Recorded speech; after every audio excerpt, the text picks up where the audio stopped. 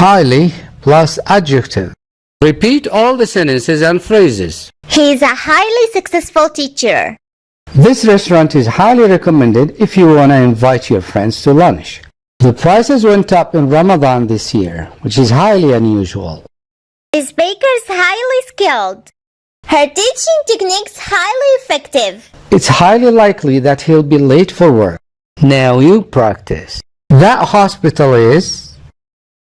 hospital is highly recommended. He's a careful driver. It's for him to make an accident. He's a careful driver. It's highly unusual for him to make an accident. He's a footballer. He's a highly skilled footballer. She's a business person. She's a highly successful business person. Excellent. Thanks for watching. Please leave any comments or questions in the comments section.